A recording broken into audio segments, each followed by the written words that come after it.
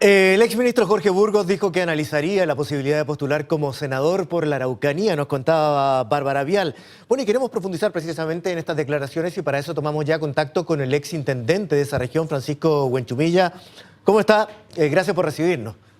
Hola, un gusto saludarle, muy buenos días o buenas tardes ya. Sí, buenas tardes ya. Le quiero preguntar a propósito de lo que estábamos revisando, que son las declaraciones del exministro Burgos, señalando que no descarta, si su partido se lo propone de esa forma, postular a la región de la Araucanía. Sabemos que usted expuso claramente sus diferencias con el exministro tras su salida de la intendencia.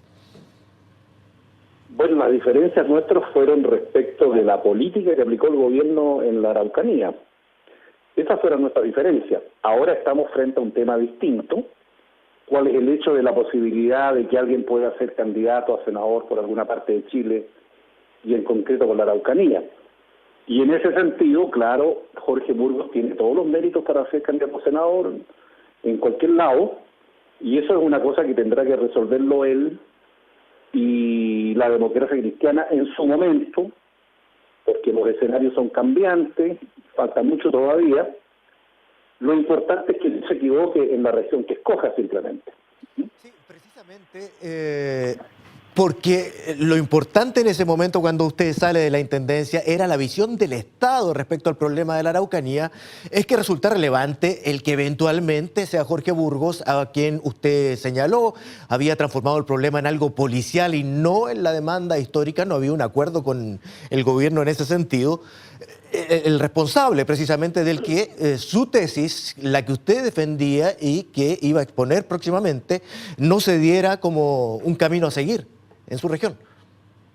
Claro, lo que pasa es que la tesis mía se basaba en el programa de la presidenta Bachelet, porque el programa dice exactamente en la línea correcta, pero lo que pasa es que en los hechos esa política nunca se aplicó, sino que en los hechos se aplicó la política de represión, la misma receta que han aplicado todos los gobiernos de los últimos 20 años. De ahí fueron las diferencias que yo sostuve con el entonces ministro del Interior, Jorge Burgos, en orden a que él simplemente pensaba que este era un problema policial, de orden público, de delitos comunes y corrientes, y por lo tanto la receta era simplemente carabineros, fiscales y jueces. Y la réplica mía es que este era un problema de naturaleza política y yo lo sigo sosteniendo. Ahora, eso para nada significa que él no pueda ser candidato por donde estime conveniente y donde la democracia cristiana quiere llevarlo. Pero naturalmente que una persona de Santiago, cuando quiere elegir una región, porque también aquí hay un problema de centralismo, bueno, podrá elegir de Arica a Punta Arenas y donde estima él que podría ser candidato. A eso digo yo que lo importante es que él en esa elección no se equivoque simplemente.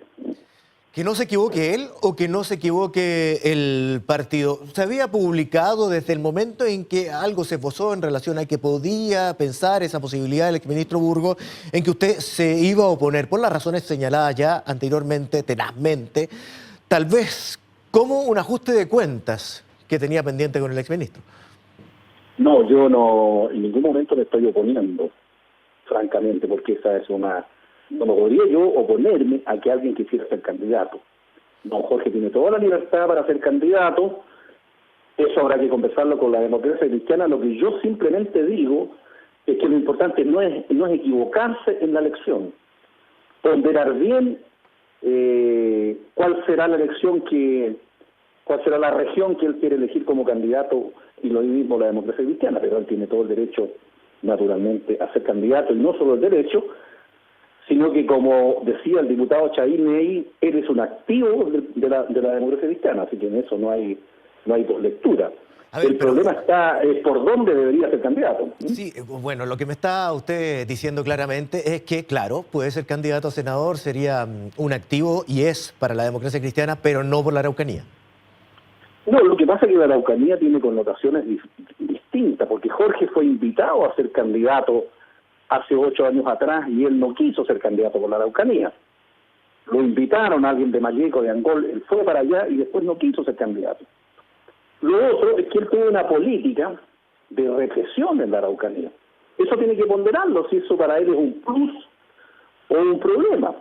Esa es una evaluación que tiene que hacer él y la democracia cristiana, porque si él aplica esa política, esa receta que ha fracasado, y él estima que eso forma parte de su activo, del lado positivo, bueno, eso tendrá que ponderarlo, pero yo no estoy, digamos, tomando ninguna decisión a favor ni en contra, sino que esa es una decisión que tiene que tomarlo, digamos, el partido conjuntamente con él.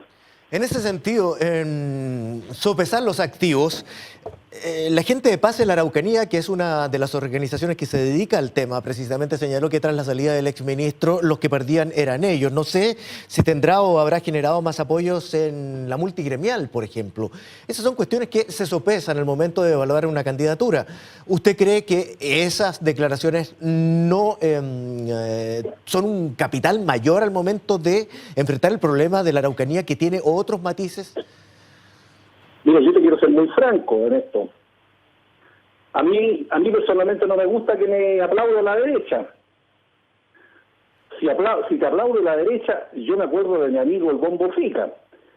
La cosa la encuentro medio sospechosa. Bombo Fica usa otras expresiones más criollas. Pero si te aplaude la derecha, yo creo que no es un activo con democracia cristiana. Sí, es que en la misma línea ha estado el intendente Joanet, que todos sabemos es muy cercano al exministro y ha señalado con una comparación que a lo mejor él no quiso indicarlo a usted o que se comparara con su gestión directamente, pero dijo que ubicó a su región como la tercera más segura del país. Y ahí sí que estableció, sin quererlo tal vez, una diferencia con su administración. Dice, antes se tomaban los servicios públicos y no pasaba nada. Estoy leyendo textual. Desde que yo llegué, nadie se ha tomado nada. Mire, yo creo que es probable que esa estadística se refiera a los delitos comunes y corrientes, pero para esto hay que tener una mirada sistemática de lo que pasa en la región de la Araucanía y no es la cosa menor, porque efectivamente, a lo mejor en el pasado alguien se tomaba una oficina, pero yo podría decirle que ahora están quemando iglesias. Entonces, ¿se fija usted? Si uno se va por ese camino, una cosa lleva a la otra. Entonces no sé qué será más grave, que alguien se tome un servicio público o que ahora se estén quemando iglesias. Entonces ese camino no conduce a nada. Ese es el camino, digamos, que no conduce a hacer una política de Estado en serio respecto a la región de la Araucanía.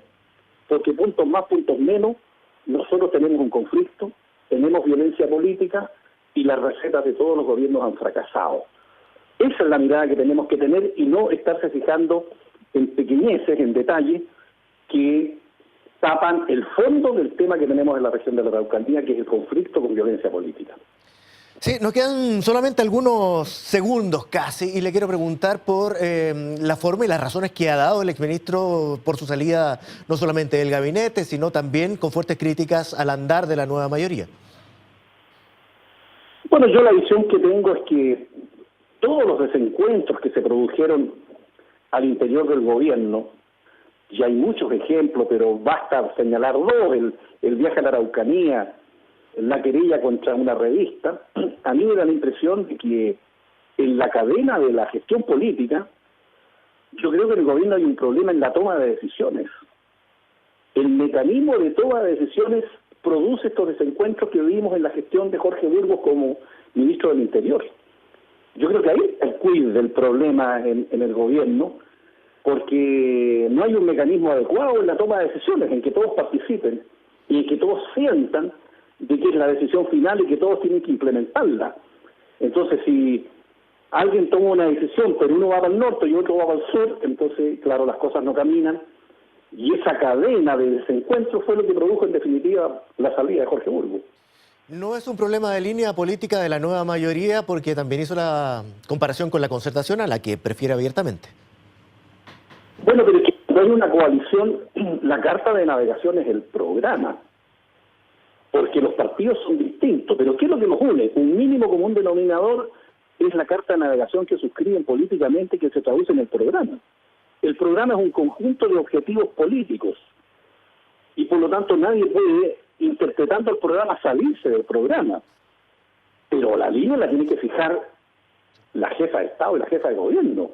Entonces ahí tiene que haber claridad, orden, mandar, fijar la línea y bueno, y después hacer política, que es un arte muy difícil. Don Francisco Buenchumilla, le quiero agradecer por esta conversación con nosotros, que esté muy bien. Gracias a usted, buenas tardes.